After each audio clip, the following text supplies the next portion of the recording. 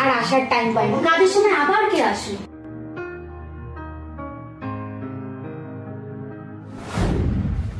নমস্কার দিদি। হ্যাঁ বলুন।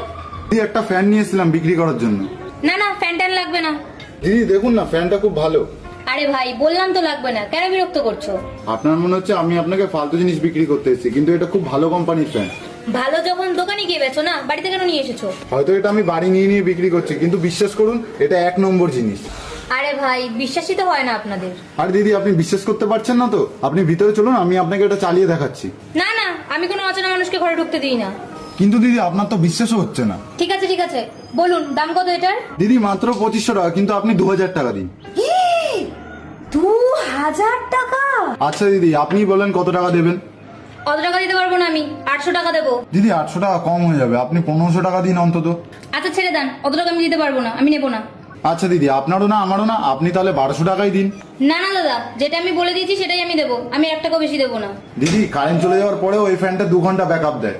হ্যাঁ হ্যাঁ, চার্জ দেওয়া ফ্যানগুলো এরকমই দেয়, শুধু আপনার ফ্যানটা দেয় না। দিদি এই ফ্যানটা 2 বছরের ওয়ারেন্টিও আছে। গ্যারান্টি না ওয়ারেন্টি? ওয়ারেন্টি দিদি ওয়ারেন্টি। আর যদি ফ্যানটা খারাপ হয়ে যায় আপনি আমায় একটা ফোন করবেন, আমি নিজে চলে আসবো আপনার বাড়িতে ফ্যানটা ঠিক করার জন্য। ঠিক আছে, আপনি যখন এত কিছু বলছেন, আপনারও না আমারও না, পুরোপুরি করুন, 1000 টাকা দেবো। আচ্ছা ঠিক আছে দিদি দিন, আমার লসই হলো। আমি মনে করবো এই জিনিসটা আমার নিজের দিদির কাছেই দিয়ে গেলাম। আচ্ছা এই নিন 1000 টাকা।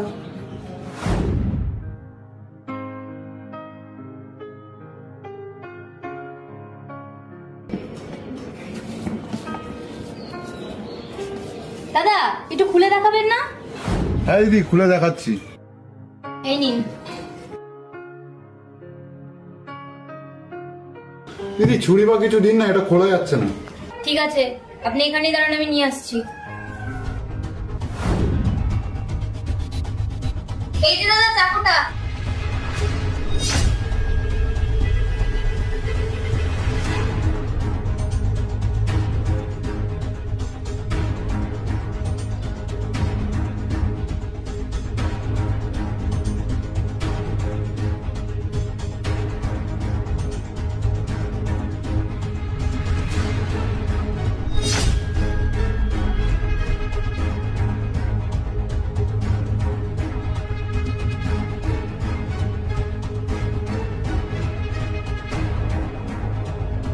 ভিডিওটি বানানোর উদ্দেশ্য সবাইকে সাবধান করা। আজকাল সবার বাড়িতেই এরকম প্রোডাক্ট নিয়ে আসা হয়, তাই এই ফাঁদে কেউ পা দেবেন না। একটু যাচাই করে নেবেন, সবসময় সতর্ক থাকবেন।